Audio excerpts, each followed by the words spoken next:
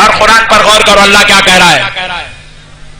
لقد من الله على المؤمنين إذ بعث فيهم رسولا. اللہ کہہ رہا ہے میں نے رسول بھیجا. ذرا زور سے اور ذرا زور سے. کیا بھیجا؟ رسول کو بھیجا.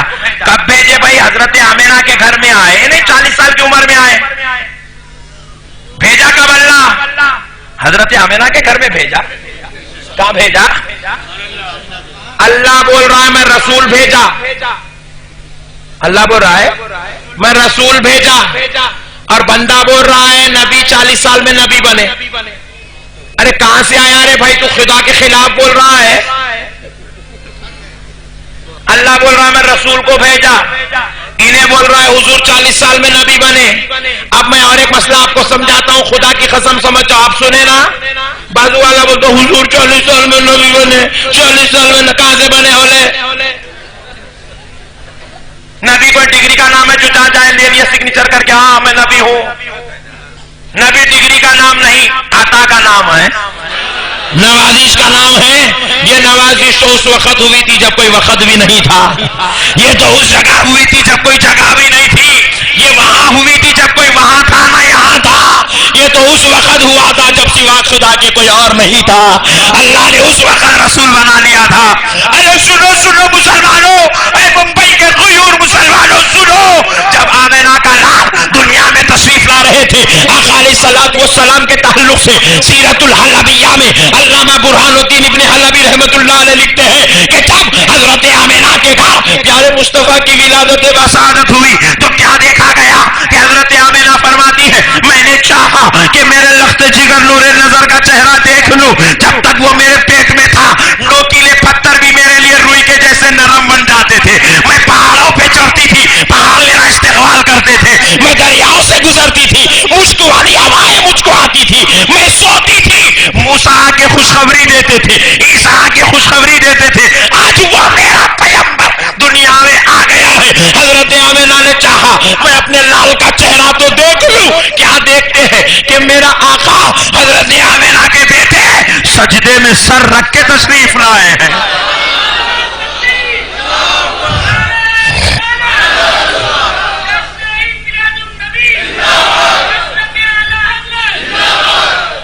ہاں ذرا بیچ بیچ میں نعرے لگتے رہے نا بھائی. ممبئی بولے تو ہمارے کو حیدرآبادیوں کا ایسا سینہ ایسا پھل جاتا. آج ممبئی سے پورے ہندوستان کی ہمت جڑی ہوئی ہے. آپ لوگ اتنے ٹھنڈے رہے تو میں ڈر جاؤں گا. میں تو آج بادشاہ کے شہر میں بیٹھ کے تقریر کر رہا ہوں. تو بادشاہ کے لوگ ایسے تھوڑی ہوتے ہیں، ایسے ہوتے ہیں جن کو دیکھنے کے بعد ہمت پیدا ہو جاتی ہے. نعرے بھی لگائے تو ایک بھائی بولتا تو سبحان اللہ ہے کیا.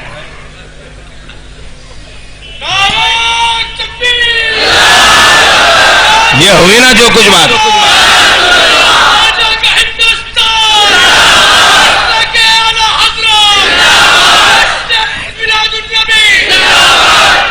ہاں اب اس کو کم نہیں کرنا. دیکھو ہاں اس کو اور بڑھائیں گے مگر کم نہیں کریں گے. اب دوستو ہوا کیا؟